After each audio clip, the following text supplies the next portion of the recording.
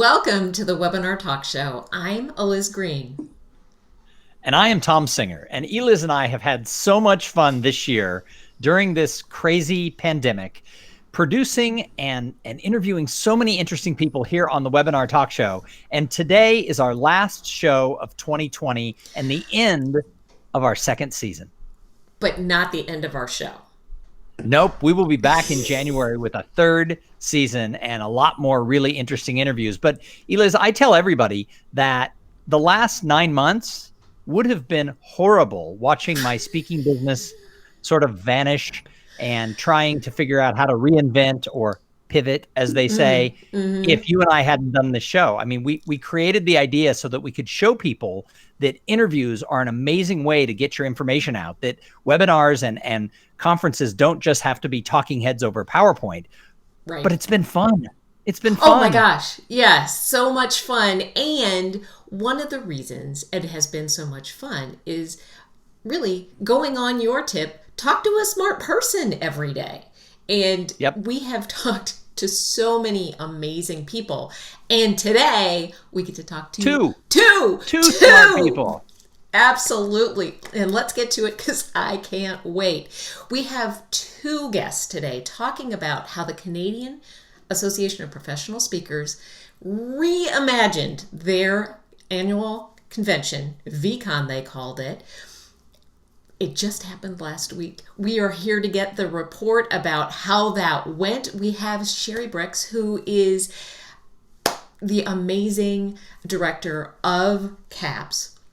She works with not-for-profit associations to really, right now, reimagine those events so they can deliver memorable member experiences. Want to know more about that.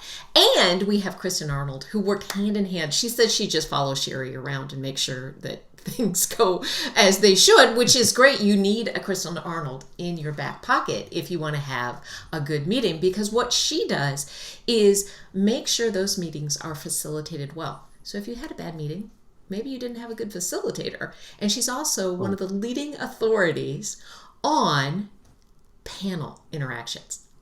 Let's welcome Kristen and Sherry to the Webinar Talk Show. Yay! Welcome, welcome. All right. Hi, everybody. My goodness. Hi, Liz. Hi, Tom. So let's go in the Wayback Machine. It is June of 2020, and y'all had to make a big decision. What was going to happen with your convention this year? Talk us through what you were thinking about and why you decided not to cancel your event and go forward with a virtual convention. Great question. So I'll take that one on. So thanks for having us here today. So from our perspective at the CAPS, the Canadian Association of Professional Speakers, at the board level, we had to make that tough decision. We were all set to be in Calgary, which is a fabulous venue, a great chapter, and then everything shifted. So when we said we still have to do something, we're a community that likes to be together, that needs the connection, that needs to learn, as we say, learn, share, grow, and belong with each other. So it was an easy decision to say, let's go virtual. But then the next decision was, well, what was that going to look like? Then we had the conversation with our president, Greg Schinkel, who would be the right person to be our convention chair, or in this case, a convention producer. Oh, no. Let's get this right, Sherry. Let's get this right. So Greg Schinkel gives me a call and he goes, would you be our convention chair? And I looked at my husband and I went, I don't have time for this. I have a book coming out. There's just too much, and I'm busy working in COVID. I'm like, no. So I thought about it, and just like you, Tom and Liz, and many of our listeners, you're immersed in this space. You're already learning about all of this stuff. And I'm thinking, I'm already absorbing all of this because I do a lot of meeting architecture. So I sent Greg an email back going, I will not be your convention chair. However, I will be your convention producer. That means I'm not doing marketing. I'm not doing sponsorships. I'm not doing registration. I'm not doing anything outside of the convention. And I think that that's a good distinction in that just like many of our speeches and our webinars and things, we are turning into more producers of an event versus just content providers. Absolutely. I completely agree with that.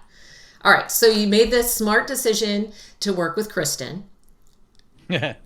Very easy decision. Easy decision. They tell me I was number one on the list that they called, but okay. I don't doubt that. You were. Oh, thanks. And then the first thing that we did is we took a look at the last year or so of conventions, 1 or 2 years. And we said, what are all the main components in the face-to-face world? Like we listed them all out. I have the sheet of paper. I actually went into our archives. I'm like, okay, so what's everything that happens before, the pre-conventions, the high income earner group, you've got the AGM, you've got award ceremonies, you've got blah, blah, blah, blah, blah. We just listed them all out. And we kind of did a triage of what needs to stay in the convention. And we actually moved the AGM out. And Sherry, you were just talking about making that like the forever. Like a forever, yeah.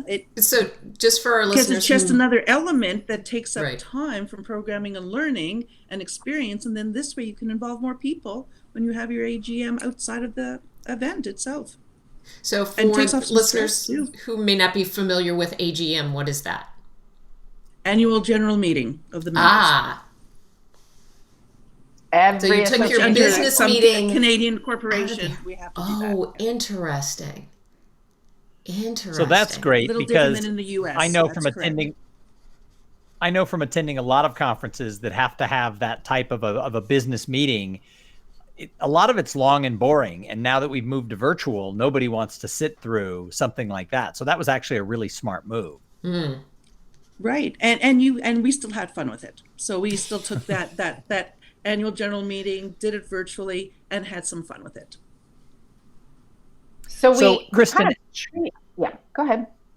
I was going to say, as you started then looking at, okay, we're going to keep some of these elements and bring them forward. What were some of the things that hadn't existed in a live in-person meeting that you said, okay, now we have to do this as we make this pivot? Well, yeah, so we had to rethink kind of what goes on the main stage, and are we going to do breakouts? And there's several things in the convention that are traditional, like meet the experts, which is a kind of a breakout kind of thing.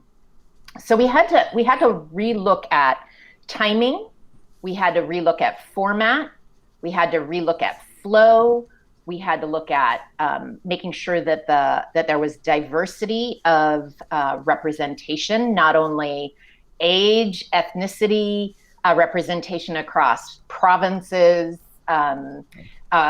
Canada is a bilingual country, so you needed to have both English and French at least represented to some degree. You have First Nations, so if you can provide some of that flavor to the convention. So there were all these like little balls in the air, and we made a very strategic decision. Actually, one of the things that I said with Greg is I'm the final say. I will make this very collaboratively, but as the event producer, I get the final say. Isn't that right, Sherry? Absolutely. Wow. Even post-event. Yep. But I don't think I did anything in a vacuum. No. But one of the things that I really felt strongly about was the distinction of the CAPS convention. So NSA has their convention. The APSS had their convention like a month or two beforehand. And I'm like, what's going to make our convention different? And traditionally, we ask people from all over, the world to come speak on the Canadian stage. Well, why? If I can go to apps, I can go to NSA, I can go to other places. Why don't we make this 100% Canadian? Like, let's showcase our own talent. So this was 99.9% Canadian. We had one person who was not Canadian, but he's been a sponsor of CAPS for years. And so everyone was somehow affiliated with Canada. And I think that was just a home run for our pride and our ability to really connect with the members in a way that had not happened before. Right. And the other thing we did was our co-MCs, one was fully bilingual. And it was the first time we had a fully inclusive MC that was able to communicate. And both MCs actually were able to speak French. They were able to dialogue not only with each other, but with the audience as well, which was another home run because we are looking more towards French language inclusion. Fascinating. So there's a lot of things to really keep in mind. Do you think reimagining the event in the way that you did opened doors for what's going to happen in the future, whether that is, hopefully by the time you have your convention next year, we'll have at least some in-person component to that. Do you think there are things that you did this year that now will flow forward into what you do into the future? I think that, when Kristen mentioned segments and we talk about the segments and they were very short, they were, short, sweet, in and out, and people really enjoyed that because it was a short attention span, but it was a lot of content in 5 minutes, 6 minutes. And I think that is a real good takeaway for any event, live, in person, virtual, hybrid. The short segments can be really powerful when done properly. And I think that's a great takeaway. Well, we also got lots and lots of people involved. So I think we had 94 people involved in this convention, because rather than me trying to orchestrate everything, I envisioned the segment, and then I identified a segment producer. I shared that vision with the segment producer, and I said, you go for it. Like you take the ball and you run with it. I'm here to help and support you. But this is now your little mini convention within the convention. And so we would take these segments and intersperse them. So for example, a segment was virtual success secrets. So Ron Sang from Toronto, he had 6 people identified that had a success secret to share. And they were given 5 minutes. You have only 5 minutes. Tell us however you want, in whatever way. And so there were different ways. There was interviews, like what you do, Tom and Liz, and they would intersperse other people. There was virtual success secrets where one person just said, here's an idea. So we also did a segment called What Clients Want, which I really wanted to get the voice of the customer in. And I tapped Suzanne Stevens and I shared with her my vision. And she's like, no, that's too complicated. How about if we do it this way? So there was a lot of collaboration in the process. And she's the one that we had, there was so much content that we've extended it out. So she's showing 2 more pre-recorded videos of interviews of bureaus and associations and professionals. And we're extending that conversation out as well. So that was kind of and there's some value to that, because now the momentum and the energy from the convention lives on, because we have these post sessions that is engaging members in conversations. We had the first and I one think last night. this idea of what clients want, like a bell went off in my head to tell all of my clients about this, because anyone who has a professional, an industry trade group, if you will, what do those clients want? And, it's not often that I'm at a convention where I see the people they sell to actually being on stage talking.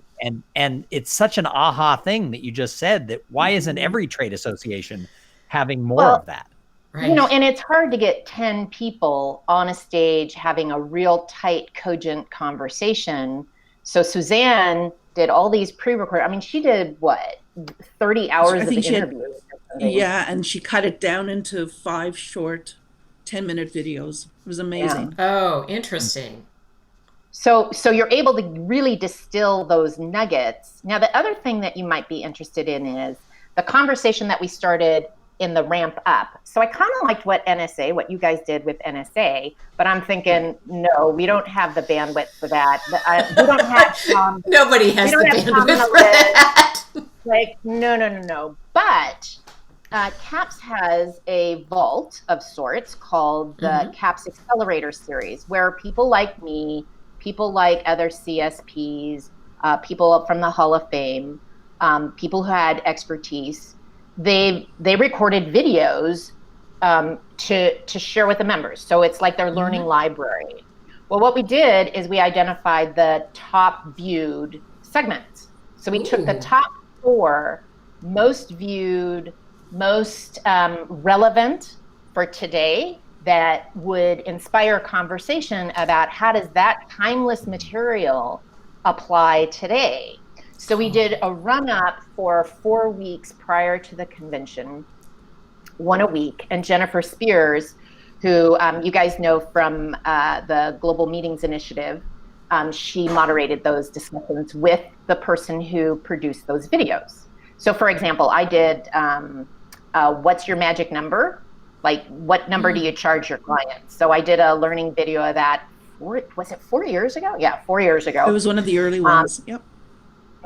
Yeah. And so I was the guest on that. And Jennifer, we had a little bit of a conversation, and then we opened it up to Q&A. Oh, interesting. So you were facilitating some interaction. So everybody would watch this, and then there'd be conversation after it. Yep. That's really smart. That's really smart. And it gives you the idea, if it was a 4 year ago video that you made, it gave you that chance to sort of sit there and have the conversation with Jennifer and update maybe some new views that you have in that area. That's really smart. That's really smart. And also what it does is it makes everyone aware that, hey, we have this library, use it. The material is there. There's a lot of great nuggets, a lot of great topics that are very relevant today. So it's really opening up as we are going to say as a board, how can we take that series and really run with it and bring it back to the forefront, not let it just sit in the vault and sit. Yeah. That's so what I'm hearing brilliant. You say, yeah, it is brilliant. Eliz and I have always said since April when we started this show that we need to think about our webinars and our sessions inside conventions a little bit more like a talk show than a speech. And it seems like what you've done is taken it even farther and gone almost to a variety show format where there was a lot of different shorter things, longer things, mixing it up with different types of people. Did you have that variety show thought in the back of your mind? I did not call it a variety show, but that's a good term. What I basically, a couple of things came to me as we were going through. So for example, we had this young man who's a Toronto speaker. Sam is what, 25? No, Sam 21. 21. This kid is just going to kill it. Like, write it down right now. You heard it from us. Like so I wanted him somewhere in the program, but he didn't fit a virtual success secret. He wasn't, and so I created a segment called The One Thing I Know for Sure, based on Oprah's magazine on the back. And this was a neat way that I could tap people that didn't fit one of the segments, but I knew that they would be great. So Andrea Menard, she's a Métis singer, Aboriginal. I just said, record something no more than 5 minutes, one thing you know for sure about speaking. And she killed it. And I'm like, oh my God, we need to have that at the beginning after the national anthem. So because this was a Canadian convention, I wanted to have the national anthem. So we had the national anthem in Zoom boxes. There was something that we got off. So that was a neat way of being able to select people who we needed to be able to showcase their voices. We also had another segment called the Best of Chapters. So I went to each chapter and said, okay, you have 5 minutes. Like, record something. This is a recorded segment. You have 5 minutes, the best of. You can take me up on the offer or not, but give us your best, whatever that looks like.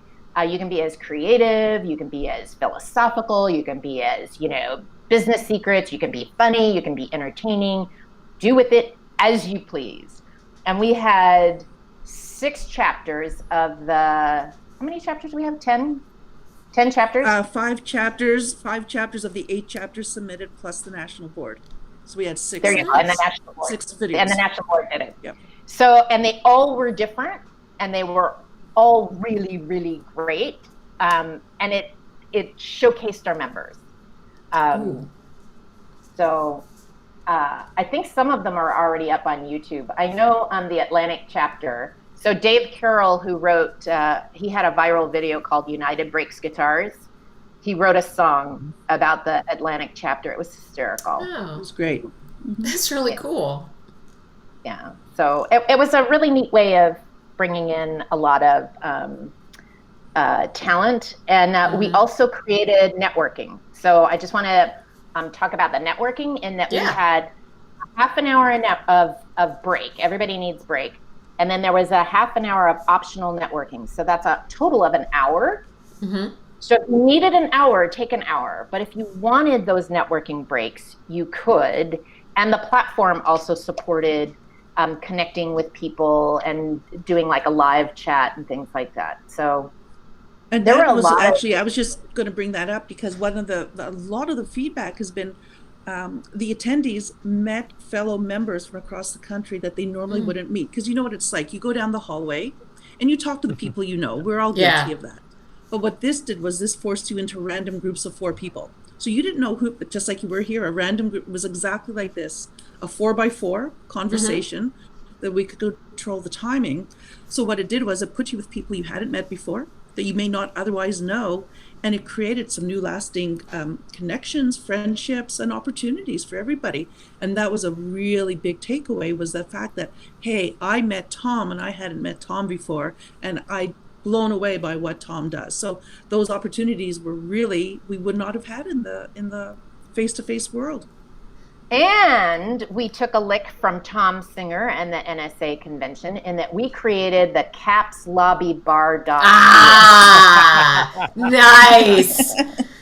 Very nice. But the Caps Lobby Bar served a few purposes, because we also had Caps Cafe for those who didn't feel like a bar setting. So we had the cafe.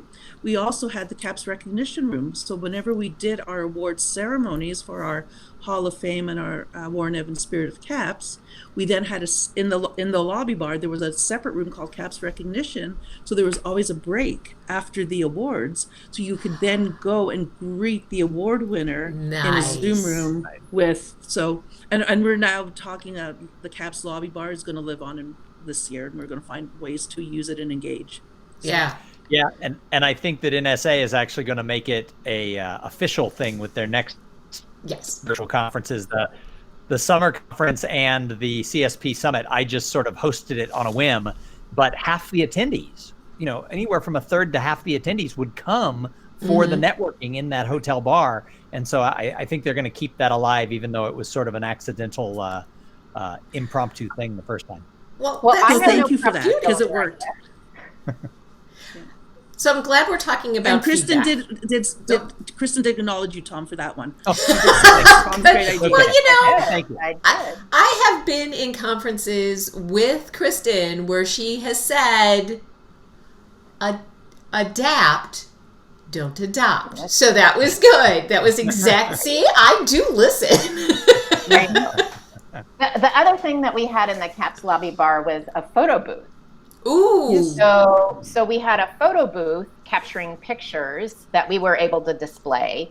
And sometimes we also had a DJ who was playing music as people were arriving into the room, or like you're changing fun. Event things. So we really tried to keep the energy up and interesting, and that was kind of fun too. That's great. So you had this mix of longer form speeches, shorter form things, some live presentations, some recorded things, some networking. Did everything run smoothly? It did. Oh, it wow. Really did. I would say, yeah. The only glitches really occurred with the live MCs. And the plan was to have both MCs in Toronto at the production studio. And that was the ideal. But then lockdowns occurred, and one of our MCs was just more susceptible. Hesitant. So rather than having the two MCs socially distant but side by side and being able to feed off of each other and the energy in the production studio, she was at home and he was live, and it just got a little awkward periodically, and mute your microphone and all of that kind of crud. But that leads me to another great thing that we did. Sherry took the entire conference to the convention in a behind the scenes tour. And that was nice. unplanned. That was the only thing that was unscripted. That because as it was with NSA, the chat was constant, and we kept seeing questions. Is this live? How are you doing this? How did that happen?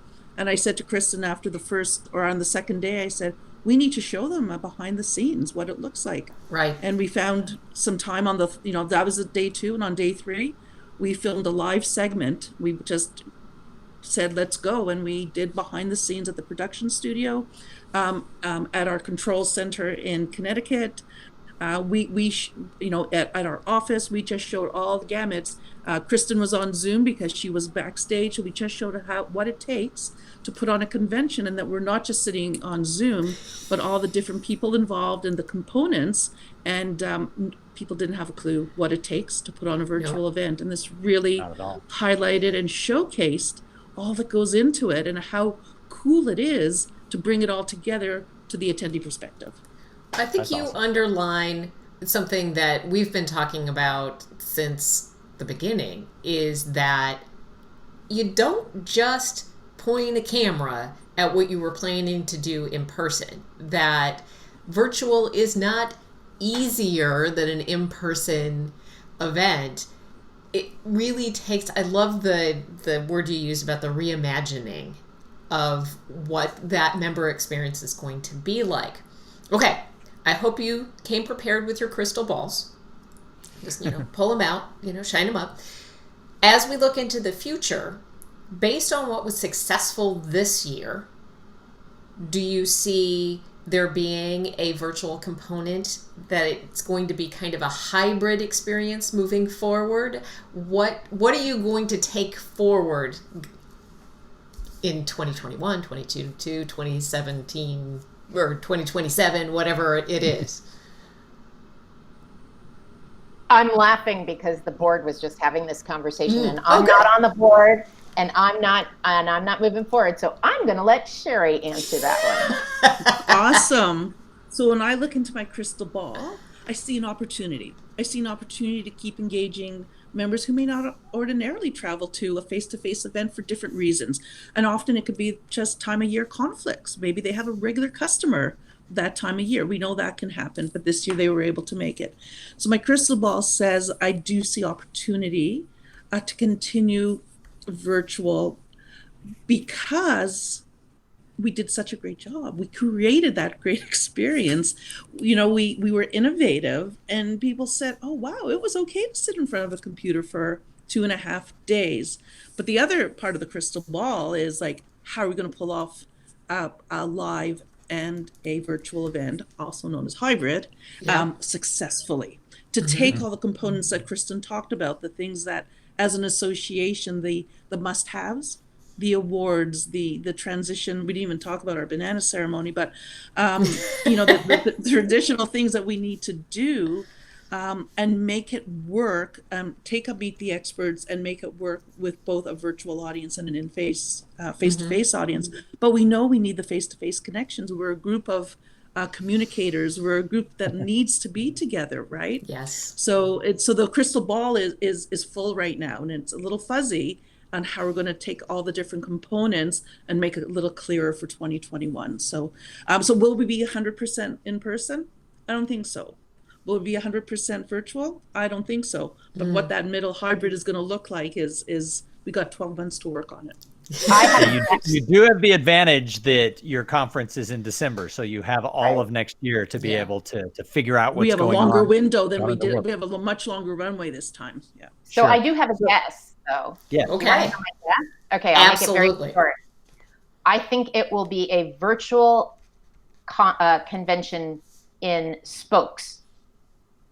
So you'll have a hub that is where much of the action is happening, and you'll have other viewing spokes. You know, so like the chapters might get together, or a city might get together, but that the focus will be it's a virtual experience for all who are in the room. So it's but you not can have like small live gatherings that are watching it across the country or around the world. But that let's say it's Toronto, because the production hub is in Toronto. You don't treat that group any different than the hub in Manitoba or Saskatchewan or in BC. So yes, you do have a virtual convention, but it is created around pods of people viewing it. Nice. Because the challenge with a hybrid is you have to deal with the virtual audience and the live audience. And I'm suggesting that you just have one audience, because we don't have the bandwidth to do two, but that you create it around group interactions in different locations. Yeah, that's my That's a really creative and smart idea. And it's something that NSA, I mean, those are the sort of discussions we're having on that committee. So I think you're right. I agree that it's one experience that people are entering in different ways, but it has to be a consistent experience. And then that way you don't have to have Say that again. And everything's changing daily. Yes. Everything's changing daily, right? Technology changes every day. What's going on with our rules and regulations and our lockdowns are changing every day. So predicting into the future is also quite hard, right? At some point we thought Kristen would be in Toronto with us at the production studio. Well, our borders are closed. That couldn't happen. So we don't know what challenges are going to face us just from some of the other restrictions that we 6 months ago thought wouldn't be a barrier and remain a barrier. Yeah. So Absolutely. as we wrap this up, you said at the beginning that sort of your theme or your motto is learn, share, grow, and belong. What do you think when you look back on the CAPS VCon convention? Excuse me. What do you think? Where do you think you hit it out of the park in those areas? We hit them all. We really did. Kristen created an environment of learning. She brought the right people for learning. They shared. People had takeaways not only for working in the virtual world, but beyond, because it was also about creating the business you want post-pandemic. We shared with our networking, and we created a sense of belonging. We had that, we were innovative to make them all work. Kristen, what do you think? I would say it would be hard to pick one, but I would say the networking piece was really important. We actually had a producer for the networking piece, Elizabeth George, to say, you think through how we should use the platform. So if you notice, we haven't been talking about the platform. The platform was something that I said, so what kind of functionality do we have? And we'll build around the platform, because CAPS used a really great platform, and Sherry was already familiar with it. Our production company was already familiar with it. So we built the process to suit we didn't build the process around the platform. We had the platform. There were conversations about how do we get the platform to do what it is that we want it to do. And there was some butting heads periodically.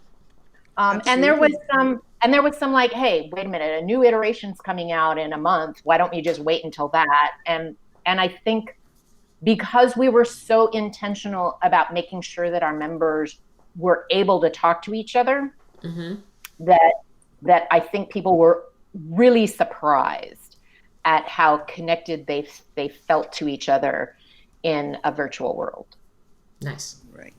And it took an army. It wasn't just Kristen, or it wasn't just me, right? I had our whole team at our office, the CAPS national office, right? A shout out to them, because we were all in our individual spaces, bringing it all together to create that experience for everybody. So we had our AV production team, as Kristen mentioned. We had our staff. We had the 94 participants who contributors who contributed in different ways. So it was a huge effort as well, which really also created a sense of community. I love the way you just described that as an army all working together. And what popped into my head is that we really do need to look at all of those people as part of the team, as opposed to just dropping in and doing your segment. You're part of the experience team. And that sounds like a good way to really think about how to deliver that member experience that's going to be memorable. Can we just say congratulations? Yay! At the end, we actually had like scrolling credits, like you would see in a movie. Nice. And we had everybody listed, so that was really kind of neat. That's fun. Just had to think about all the visual elements, because there's so much creativity that you can do in this square, and we just tried to leverage that. I think next year we'll do an even better job. But that's, and I think one other key thing, is that it was an ever-evolving schedule, because with the pre-recorded videos, you didn't know what times were going to come in. So while we had a really good run of show document, it was only until 2 days before that we locked it in and said, "This is it now. This is what it's going to look like. Here's the timing," because it's so fluid in a different way. It's fantastic. All right. On Facebook, Joseph Sharon said that Kristen and Sherry did amazing. Nice. Thank you. So, he's a little biased, but that's okay. Well, but you know what? Doesn't make him wrong. Thank you so much. Thank you to for both coming. of you. Absolutely. Thanks for sharing the story with everybody. This was fantastic. having us. So, Tom, last one of the calendar year, but not the last one. No, in fact, we come back in January with our new season, and we have a new theme for the new season. The second season, it was Don't Cancel Your Event. And our third season, our theme is going to be Communicating Your Value. Communicating your value, indeed. And we can't wait to get started. We have some amazing guests already lined up, including Beth Mund, who was an analog astronaut on a analog mission to Mars for NASA. You're going to want to come and see that. I can't wait to hear about her experiences. So you can find out more about Tom and I and what we do for meetings at webinartalkshow.com. You can catch us live most of the time at 11 a.m. Central Time on Mondays and Wednesdays at webinartalkshow.live. Yep. Sherry and Kristen, thanks again. Thank you so much for being with us. Thanks for having us. So we'll see you Bye, everybody. in See the you new soon. year, Happy everybody. holidays. Happy holidays. Thank you.